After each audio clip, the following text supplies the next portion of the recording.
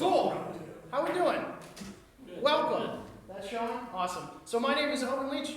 I am the co-founder, designer, programmer, all that fun stuff at Bomb Shelter Games. My name is Bennett Tyler. I am one of the other co-founders of Bomb Shelter Games. I do all of the visual stuff. Yes, so we're here to talk about retro games because retro is back in a big way, right? People own, right? People own an NES Classic, maybe? Super Nintendo Classic? Anybody own a PlayStation Classic? Go. Retro's almost back. It's back for Nintendo, Parts are back. right? Parts of it are back. And while there's this cool hardware coming out, there's also games that are coming out that are not necessarily pure retro, but they're totally inspired by retro, right? There's this huge wave of, what do we got? Sonic Mania you may have played, Axiom Verge, I don't think it's even up there, Stardew Valley, Shovel Knight, they're all inspired by these old retro games. And they don't use the same technology, but they sort of play on our nostalgia and borrow a lot from those old school mechanics that we had.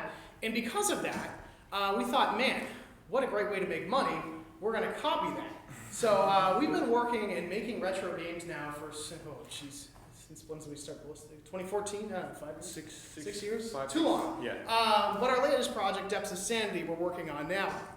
You can see is totally inspired by that Super Nintendo era, obviously Metroidvania-esque, Super Metroid feel. But even before that, we worked on a game called Ballistic. And Ballistic was inspired by, everybody watch those Flash stick figure videos of like 2000, stickdeath.com, right? Yeah, okay, yeah, you get it. Right. So a lot of our games were inspired by those old things.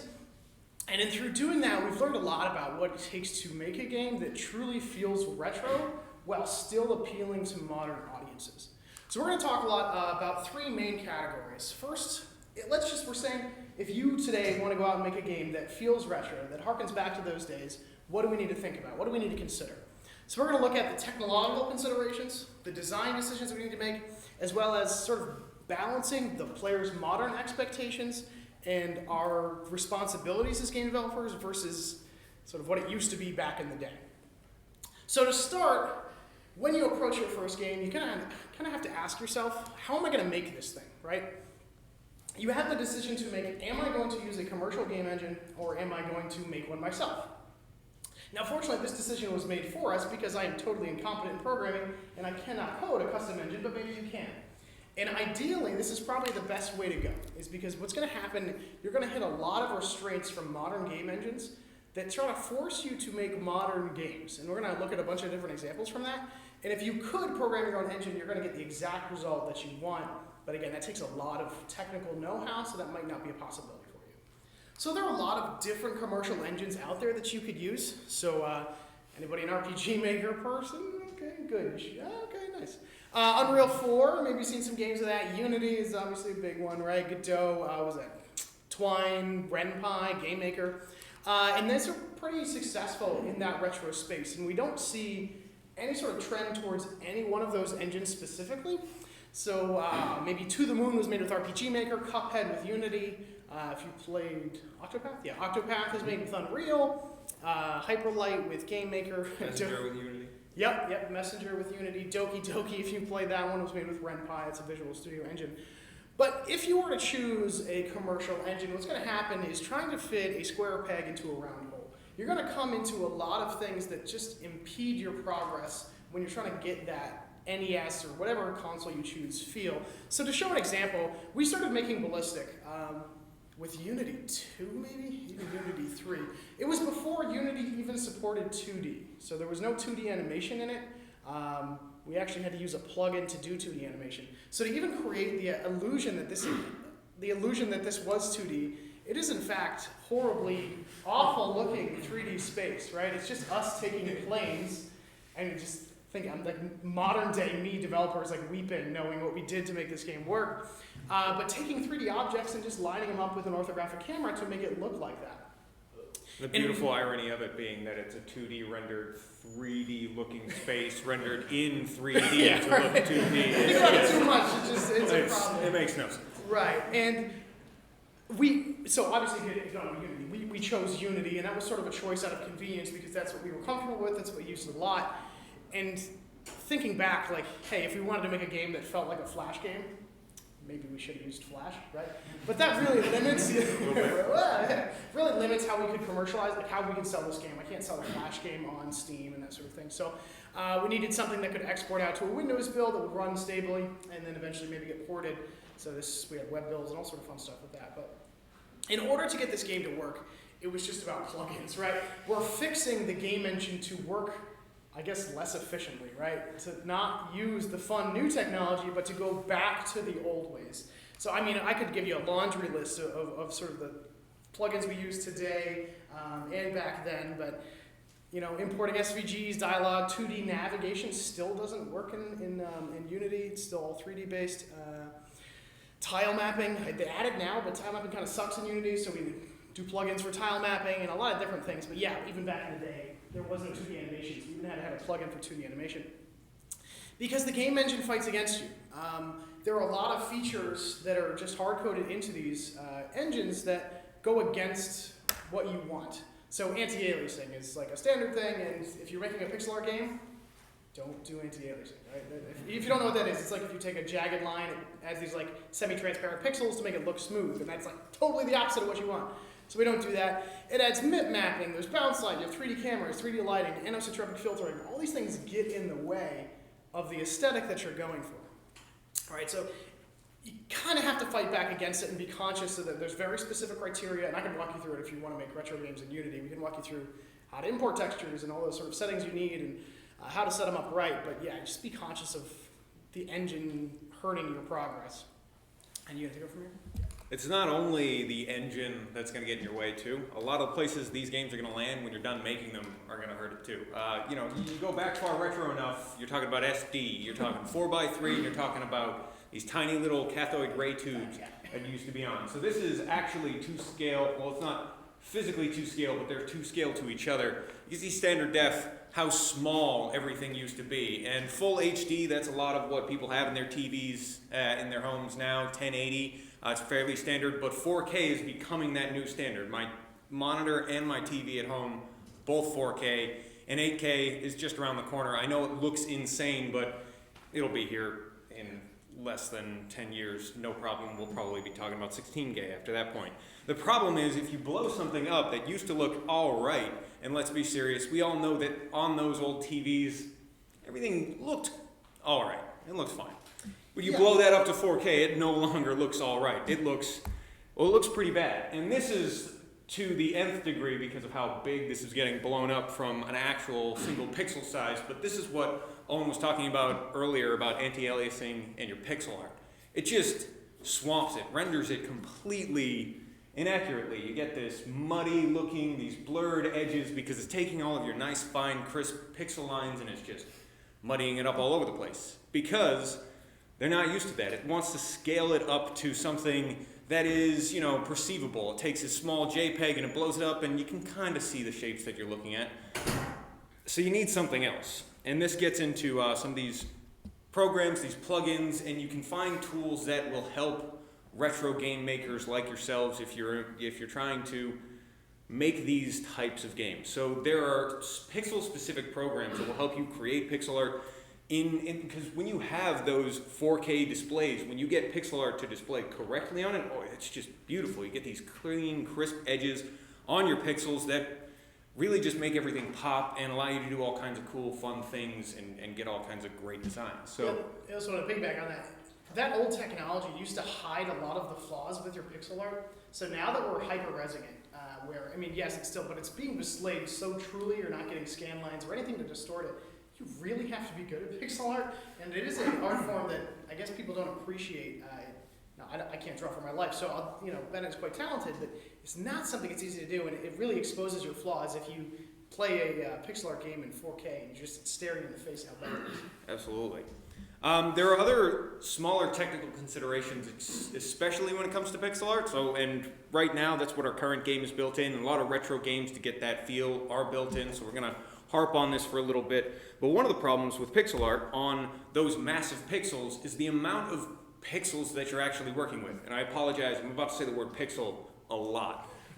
So when you have these giant screen TVs, every one of your apparent pixels in your game is actually going to be made up of multiple pixels on the screen itself. You'll see the black box I've drawn around one of these squares is what a pixel would actually be on the screen. There are 49 actual pixels in one of the pixel art pixels on the screen. Right, so like in NES, you have 256 by like 248 or something. I can't remember the exact issue, but pixel in is pixel out on that screen. Right. But in 4K, 1 pixel in equals 49 pixels out. It's That's squared, right? about 7 by 7 Yeah. for 49. Now, as it moves across the screen, horizontally, vertically, any direction it moves in, it's got to move those 7 pixels. And when that happens, it'll skew, it'll reduce to 6, it might expand to 8. And you've probably seen this when you've played some pixel games on modern monitors. You'll see that some of the shapes, they just kind of shimmer, they'll move, they'll have these different, they won't look clean and crisp and perfect. And that's one of the reasons it's got to move across the screen. Now there are plugins that you can use to suppress those to make it pixel perfect. It doesn't move the image until it's moved enough. There are multiple ways. I've seen multiple different ways to kind of go in and break these tools, different tools to work this way. And sometimes that is what you want to do. Other times that's not necessarily the route you want to go. It's not the route we went through with Depths of Sanity, and I'll touch on that in just a moment. But just to give you why that would happen, why this shimmering happens is, let's say you have a script that follows your player, right? And the camera follows the player, and the camera knows, it doesn't know what size a pixel is. So it's going to keep in line with that player, and it's going to draw half the pixels that you need, or a quarter of the pixels that you need, as it matches that movement. So you need a script or something that says, don't move the camera until it has moved beyond the threshold to maintain, we refer to as pixel perfect. Otherwise, you're going to get this weird shimmering side effect that he's going to talk about. So as you can see, we've got Samus as well as the Orca, which is the ship in Depths of Sanity. So when we were doing the animation for this, when we were building it pixel, we borrowed heavily from Metroid's sort of 7 points of orientation. She can shoot if she jumps, but when she's standing, she can't shoot down. So the 7 points of orientation that you can shoot in Metroid, in Pixel Perfect, we were left with the same 8, down being one of them because 360. Now, the problem we were running into from a gameplay standpoint is it was far too limiting. If we were going to create this world where you could move 360 degrees, shoot in any direction, 8 points of orientation just weren't going to cut it. You would have to aim yourself up and kind of move yourself to the right to try to angle the right shot. It just wasn't giving us enough control. You can imagine playing Asteroids, but you could only move in aim in any directions. Yeah. So we abandoned Pixel Perfect entirely. I will say we have benefited from an art style. The fact that the game does take place entirely underwater, so the shimmering effect that we kind of get from the lack of Pixel Perfect art, we were able to sort of lean into that constraint, which was very nice. But what it really did give us is a full range of motion by not being held to those to that Pixel Perfect art. Because at a certain point, a square can't turn if it's the smallest unit of a square. We have diagonal pixels within, or apparent diagonal pixels within this fully rotating ship because of that, because we decided not to go perfect. Pixel Perfect isn't the only change that you're going to see updating these these retro formats into modern design. Aspect ratio is going to come into play too. And this is going to seem like it's just kind of a no design decision. It's like, well, yeah, TVs are wide, so throw it in widescreen. But you'll see there are still games that come out in 4:3, and there's typically a reason for that. One of the reasons is there's more screen space. Simply put, this is a different it's a different speed of game now. Now the player can see threats coming down the road that they weren't going to see otherwise on the other limited screen space. We ran into this issue early on with Depths of Sanity. Unfortunately, not early enough. I feel like this conversion process kind of got a bit cumbersome, but we started out with a 4x3. We wanted to go full retro. In that sense, we were going to have the 4x3. We were taking these like retro style graphics. We were going to have it letterboxed on widescreen TVs, the whole thing. And after a while, it just didn't feel right. Eventually, we did throw it into the 16:9 widescreen format. The game felt better. It looked better. But at the end of the day, we had to change a lot of the mechanics because the speed of the ship, the placement of the enemies, the build of the levels, a lot of those things just didn't work now that the screen space and the zoom from the camera, everything had changed because we had changed something as simple as the aspect ratio to update it to a more modern feel. So, I mean, bottom line, kind of like I said, we lost a little bit of time there trying to go back and forth, is to plan ahead and make those decisions up front so you're not making them down the road and breaking your game to try to make it work halfway through. Right. Now, we talked about making modern games, retro games on modern tools, but the other approach that you could do is go truly retro. And I believe his name was Graham, was talking about earlier about making games for Game Boy. And that's cool, right? You could create a game that runs on the Nintendo Entertainment System. We refer to that as homebrew games. And there's some cool games. I don't know if you play Golf Story, but they actually did release Golf for the NES. You can play it on that. Or Halo 2600 is a cool example of that. But if you do that, there are a lot of restrictions that come about because of that. If you want to develop a game that runs on the Nintendo Entertainment System, a truly homebrewed game, I mean, I can't even begin to describe the amount of rules that you have to follow to get it to actually operate on that. So if you didn't know, NES sprites are only 8x8 or 8x16. They only can display 64 colors, 8 of which are black, so really, 56 or something? And you can only use 4 sets of colors on 4 different tiles, like they have, I don't know if you've heard of those tiles, layers. The resolution is only 256 by 240. You can only have 64 sprites on the screen at any given time. So it's very, very limiting because of how the scan line draws it. They can only be lined up in a certain order. So is that something that you should do? Should we pursue homebrew games? No. Absolutely not. Mainly because it's not commercially viable. All right? There's nothing wrong with making homebrew games, and I think that's a really awesome hobby to have, but do not expect to make money on it. Okay? If you were to release an Atari VCS game today, how many people are going to buy that? Like, do you even have an Atari VCS at home? It's just not going to happen. So if you want to do that for fun, yeah, good for you, right? It's just going to impart a huge amount of restrictions on that, and it's just not going to work out.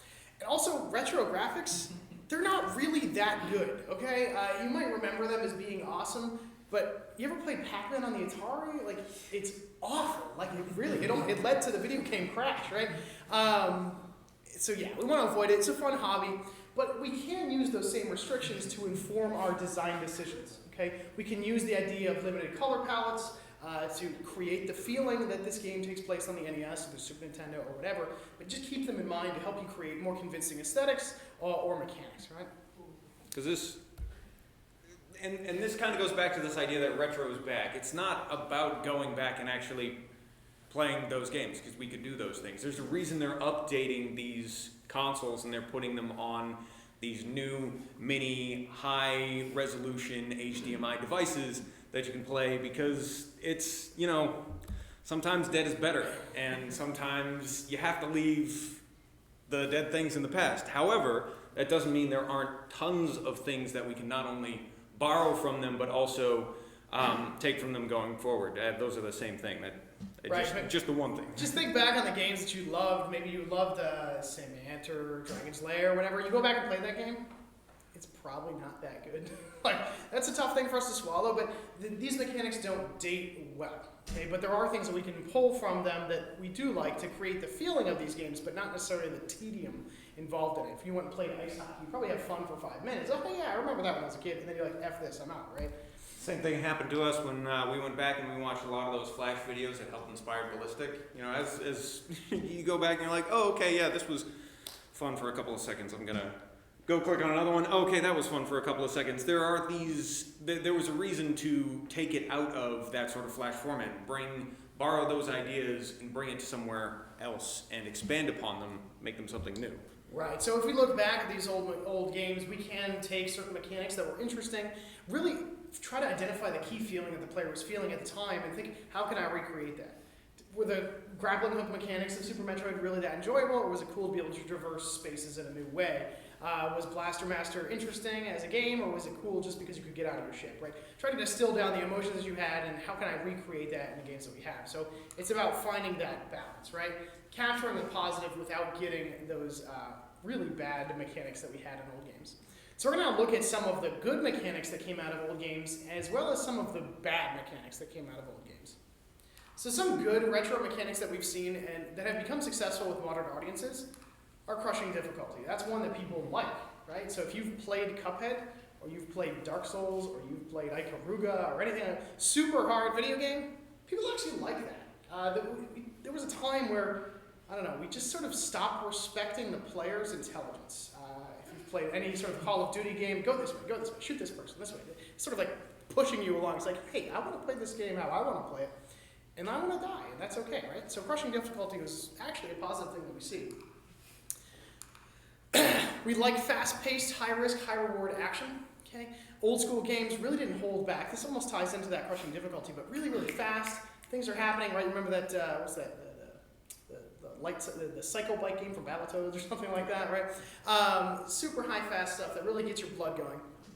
Again, we don't see too much of that because it's almost we have that safety net of that auto saving, and the emotions just aren't jacked up as high. We also love this time to slow down and to breathe and to take in the game. So in older games, because of their technological limitations, allowed you to take time and breathe between high intensity moments because they couldn't keep it up in terms of memory and that sort of thing. So there's a lot of ups and there's a lot of downs. Just play Legend of Zelda or Metroid or any of those old games, you'll see there's peaks and valleys in terms of the excitement. Helps us get into that nice flow state. And now a lot of games just try to keep that intensity up really, really high for a long, long time to the point where you're physically tired from playing it. Player trust, right? We trust the player's intelligence in old games. And we see some modern games allowing that where we're playing, this is an example from Axiom Verge, but we don't guide them. We don't give them a nice dotted line of where to go. We trust their ability to remember simple patterns. Like humans are hard-coded to identify patterns, so we don't need to hold their hand to get there. So that's a good thing about retro games. And then lastly, old school games had this awesome thing where they varied up the gameplay a lot, where it wasn't just the same thing again and again and again. They offered new takes on if I were to look at the Battletoads example, right? You have the light cycle, you have all these different, like hanging from a wire at some point versus the side-scrolling combat. There's so many cool, interesting modes that changes the gameplay a lot. So those are some good things about retro games. There's also some really, really bad things about them. You'll find that a lot of these, though, they're going to be kind of closely aligned to a lot of the things that made retro games good. They're just like all on the precipice of making retro games bad. So I just said crushing difficulty. Yeah, right. I just said crushing difficulty was a good thing, but unforgiving crushing difficulty is a bad thing. Now, I will state, personally, I have never gotten past this level in Battletoads because it was just absolutely far too difficult, and it didn't matter how much I practiced this. There's just there's a cap to my skill level about how fast I can get up and down with the damn controller, and I couldn't reach it to get past this stupid level. So this is like, one of the problems here is this is on the critical path, meaning I have to overcome this challenge to continue through the game, and I couldn't overcome that couldn't overcome that challenge, so I had to quit. That is a bad thing. We don't want to see that today. A better example of that might be we had a screenshot of Celeste in the other sequence, but those strawberry challenges. I did not do the strawberry challenges. Neither did I. I did one or two, and after the second one, I was like, oh, okay, these aren't for me. And I skipped the rest of them, but I was able to play through the rest of the game. It wasn't me quitting on the entire game at that moment. Yeah, non-critical path challenges, right? Mm-hmm. And we understand why retro games were like this. It's because they're based off arcade machines and they want to steal your money, right? So the more often you die, the more quarters you put in. They also want to pad the length of their game, so the more you die, the longer you play it because you keep going back, right? And again, another arcade mechanic that we see in retro games is strict time limits. If you've played the original Gauntlet, your health just depletes standing there, right? Because it wants you in and out. Give me the next quarter, right? I'm here to make money, so we're going to get this player off this machine as quickly as I can. That's not what modern audiences tolerate at all, okay? Even now, maybe as a child gamer I would, but as an adult I'm like, I don't need this game to make me more stressed, right? Like, I have enough of that in my everyday life. I don't want to be thinking about, I only have 5 minutes to beat this level, or I have to restart the entire game over again. Forget about that. We also want to avoid absolute loss conditions. Now, Speaking of starting the entire game over. Yeah, thank God we do not do this anymore. But in old school games, the example I have up here is called Quest for Glory, an old Sierra adventure game. And if you did not remember to bring a vase with you to pick up water at the specific location, you could not win the game ever. And it was your one chance to do it, you missed it, that's it. And it'll take you 20 hours to figure out that you don't have the thing that you need. That's an absolute loss condition. And Yeah, when I was a kid and I had 40 hours a week to just play video games, okay, who cares, right? But now, again, modern audiences are not going to tolerate having to start your entire game over because you made a mistake, especially a game as long as that. Shorter games, right, who cares, right? But that's more the arcade style. We want to get rid of extensive memory challenges. You guys remember these paper things used to come with games that were called books, right? And in the back of each of these books, they had that note section, right? Jot down your old Mega Man passwords or whatever. There used to be pretty long, extensive memory challenges where you just have to keep in mind, oh, right, I need to come back to that, and maybe I write it down so I remember it later. As a modern player, when's the last time you had a notebook next to you while you played a video game, right? We don't do that anymore, so we want to get rid of that. And then this last one is super frustrating, but illogical space is something we do not tolerate anymore. This example I have, I believe, is from Zork. It's an old text adventure if you don't know it, but in that game, if you went east and then you went back west, you did not end up where you were, all right? That is an illogical space, so that would force you, the player, to, again, take out a little notebook and draw a hand-drawn map of where this place was, because I don't know why they made that decision, but they did. And it's, again, not something we deal with. I don't want to have a napkin next to me to draw a map while I'm playing Breath of the Wild or something like that. It's frustrating. The next thing I want to talk about is there's an interesting scenario about like retro games have their own layer of immersion that is different than traditional games. Okay? This goes into a concept called the Magic Circle. Magic Circle is a protected play space where I enter a game and I enter this protected play space, and the rules of that game are absolute. So if I were to kick a soccer ball into a net during soccer, crowd goes wild. If I were to go outside right now, kick a soccer ball in the net, nobody cares, right? So while I'm in this protected circle, my goal as a game designer is to keep the player in there and to keep them in that like total focused zone of all the things that are happening in the game matter. I shot and I die, I get upset by that, right? And there are a lot of things that can pull you out of that immersed Magic Circle space. So in traditional games, let's say this is our modern games Magic Circle, and we have modern players' expectations and requirements, and they sort of overlap in a broad sense because a lot of things that happen, people will, okay, yeah, I'm in a video game, I get that, but there are certain things that remind you that you're playing a game. We generally don't want to remind the player that they're in fact playing a game. So one of the worst examples I see in modern times is Sony PlayStation's save system for the PS4, where it brings up the Sony PS4 menu to save it. That reminds you immediately, oh crap, I'm playing a game. It really didn't matter that I killed that dragon, right? Takes me out of that play space. The problem with retro games is we tolerate so much less because we're trying to pretend that we're playing in 1995 or 1986 or whenever it is that you played this game. So there's an immediate disconnect when I pick up my controller that is not a Super Nintendo controller or is not the Atari joystick. There's an immediate disconnect that, oh right, I am in fact not in that old time, I am playing this game. And when we layer on modern players' expectations for what current games should have, it continues to pull you outside of that immersion. So a good example, right, if I'm playing a game and I get an achievement unlocked, that's not something that would happen on the Famicom. That was not something that would happen on the TurboGrafx 16, right? So why the hell does it happen now? Modern players expect achievements. I should get a pat on the back for, I don't know. Turning the game on. For turning the game on, right? Or whatever stupid achievements we get nowadays, right? I expect cloud saving. I want my trading cards for my Steam game, right? But every time that happens, we're taking the player outside of that space, reminding them they're playing a video game, and sort of ruining the experience a little bit more. So it's a paradox, right? How do I choose one over the other? Because the thing is, you think that, oh, I'm making a retro game, I can leave these things out, and then as soon as you bring it out there and it's not there, trust me, you will hear about not having difficulty settings in your retro game, despite the fact that that's not that retro games had. It is something, those expectations are very, very real. Yeah, when we released Ballistic, I think one of the first reviews is like, when are the trading cards coming? I'm like, what? Like, you didn't get trading cards when you played Newgrounds.com, didn't have trading cards. Like, why should I have them in here? But that's what people wanted. Another important thing about retro games is, yes, with great power comes great responsibility. We all know that stupid thing, but retro games are very, very bad at accessibility, right? So we as modern game designers have to take accessibility into account. So if I asked you to play Adventure, but you were colorblind, it would be almost impossible to do that. If I asked you to play Zork, but you had dyslexia, you think you could play it? Probably not. Or Mega Man, but you only had one arm. It would almost be impossible to play.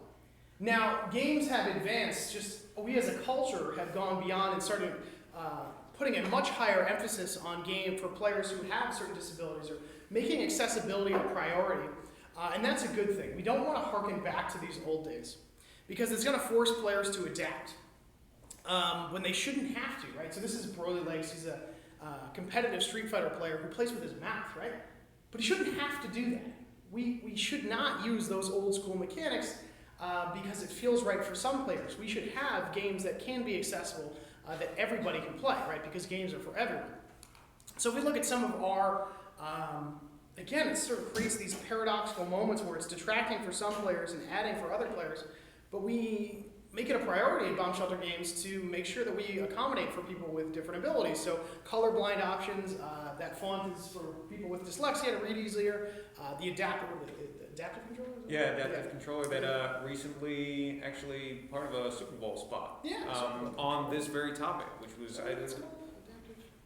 adaptive. Okay, controller. it is right. But again, if I were to add voiceover to a retro game, that would help someone who has trouble reading or something like that. But it is going to alienate all the people who played retro games and want that feel. Mario is not voiceover, right? Legend of Zelda doesn't have voiceover. Final Fantasy doesn't have voiceover in those old games, obviously. So it's going to take them out while helping other people. So the solution for this is sort of what we call a deep UI. When you open up the menu for these games, we don't want to show you all those options up front because if you hit pause, it's going to remind them, again, take them right out of Magic Circle when they see accessibility options. That's not something retro games had, so it's going to take them out. But if you go into options and go deeper and deeper and deeper, where if you are looking for it, you will find it. That helps maintain the illusion that this game existed in 1986 or something like that, rather than just ruining it for everyone up front. Speaking of things that are better left in the past, there are certain tropes that should not be revived, period. Like most of the ones on the screen. Yeah, there are games from the past, yeah, retro games are great, but then certain retro games are absolute shit that we should not bring back. If you didn't know this yet, Punch-Out is very racist if you haven't played that game, right? And then there's 100 different examples, right? But those sort of things, yeah, make us chuckle, right? But no, let that shit die. We're not going to go back to that. We, as a game development community, have moved past that, and hopefully we don't return anytime soon. So what's next? If you're interested in any of what you've heard now, you want to jump into retro game design, this is the first step, is coming to these talks and learning through these kinds of things. You guys are already involved in this kind of stuff, which is a huge part of it, but doing more research. We talked about, obviously, our experiences designing retro games, but there are a lot of different ways to, one, solve some of the problems we solved. The way we solved it is not necessarily the best way, might not be the right way for your game.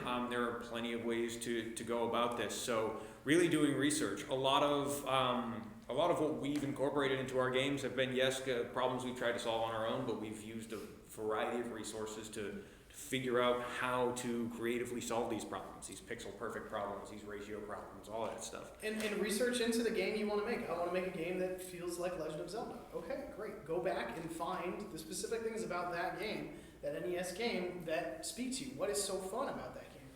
Can I recreate that without the huge pain in the ass that is all the little minutiae about that game? Certain trees you just happen to have to burn with a candle, right? Like, who would have thought of that? And try to find what is good about those games. Pull it in and see if you can add that to your own design. And then start designing your game, right? If you're totally new to game development, there's so many different resources that you can find. There's a lot of great tutorials if you're interested in Unity. Brackeys is a good guy. Unreal Academy for Unreal Engine 4. Sean Spalding's a great tutorial for Game Maker. Udemy's got a million different courses. This guy, he's called Saint 11, but Pedro Medeiros does the most amazing pixel art. That's actually his thing up there. He was the pixel artist on Celeste, I believe. Does a lot of really great stuff. Bit Studios, they provided those awesome NES graphics that we had. They go a lot into homebrew games if that's what you're into. Get involved in game jams. Maybe we did the Global Game Jam recently, so that'd be awesome. But they do stuff like demake jams where you try to demake Wind Waker into retro Wind Waker. What a fun idea. What a great way to get exposure to retro mechanics, right? and just get out there and get into that networking space, start meeting people. And you guys are already on the right track for like BFIG. There's a million different BFIG events, Boston Postmortem, Boston Indies. I'm sure I've seen a lot of you at those different events, so clearly you're going to them. But if you're not, get up on Meetup and see if you can't find a team. It's almost impossible to make these things by yourself. Game development is a team sport. Yep. And like I said, I have no talent in art, so it's a really good thing that I've been friends with Bennett for a long time because he really, really fills that gap. I've never been inside a game engine. Yeah, can't program for his life, so it works out pretty well in that regard.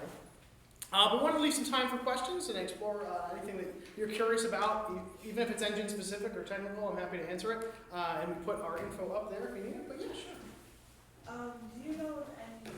You guys mentioned custom game engines. Do you know of any good examples? Like where the person made the game engine themselves. Yes.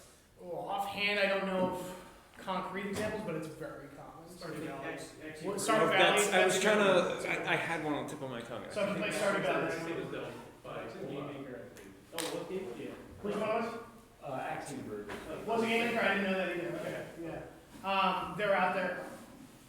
I don't even know. I want to give a percentage to it, but it's very common for people who are intelligent to code their own game engine. Yeah, I think Jonathan Blow's game most of it. Yeah, that's a good point. I mean, he's pretty right about it. Stardew Valley is a unique example of a guy who can just do everything because he's just so wildly talented. I think that was Game Maker too. So He used XNA for that, Really? because he wanted to learn XNA. Okay. So then he used that as his project, and then everybody was like, I wow. thought he'd make $1 billion in the meantime. So I don't think this trend is going to go away really anytime soon. I think the retro feel will even evolve now. We'll start to see PlayStation 1 retro games come out. Yeah, like low poly art, those Yeah. sorts of things. Yeah. I know that Hulu just put out a show that takes place in like the early 2000s. So like that early 2000s, late 90s nostalgia is coming. So we're gonna have low poly games, and I would not be surprised to see polygon art kind of have the same sort of resurgence that pixel art does. You already see it in some games already. Low poly is making a comeback. Yeah, I'm surprised it hasn't like really advanced yet. Like I'm surprised it's not here yet. We're Mhm. still talking about 8-bit games and things, like Double Light just 4 years ago or whatever. Right. But like Drift Stage, if you saw that one, like as a real PlayStation like Ridge Racer look, Yeah. like it's crazy graphics. Yeah. If anyone hasn't seen that, you should definitely look at it. Nice. Yeah. You see how Dead Cells animated all of its characters with like 3D, and then they just like, took all the pictures and they just put them into pixels just so like they could have fluid animation. That's interesting. They 3D modeled it, then rendered it out, and then pixelized it from there. Yeah.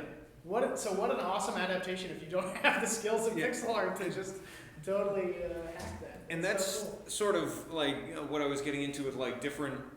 You're gonna solve these problems. There are a million ways to solve these problems. It's kind of like the difference between you have a bunch of different pixel games. Something like Dead Cells looks completely different than the one we're working on, than Stardew Valley that we were just talking about, and even Octopath Traveler that we had a screenshot of. That is this sort of like this very 3D like right. It is an incredibly 3D 2D space, and which is really it still has that very retro aesthetic, but in a way that isn't just like, hey, you've seen this before, right? It's like, hey, this is familiar, and it kind of brings a cool new element to it. I haven't played Dead Cells, and I've been meaning to, so I'll definitely have to, because Quite good. I've heard nothing but good things about it. Cool. Other questions? Cool. Anybody going to BFIG Learns tomorrow? Couple. Hey, all right, that's two. Bright and early. We're gonna have another talk at 11 o'clock. So Yep. more to come. But awesome. Thank you so much, and you can Thank get you, us everybody. our email or come chat afterwards. And otherwise, have a great night. I hear there's a gathering or something at a bar. I've heard that, but I heard it from That's you. so- happening. I don't know where. What is it? Mead Hall. Okay, yeah, at the Mead Hall. Okay. Cool. And then there's something in Framingham happening too. And I was wrong. That's what they're gaming here. Yeah. World Game Jam thing. Okay, that's right. So awesome. Cool. Thanks a lot, guys. Thanks so much, everybody. Thank you.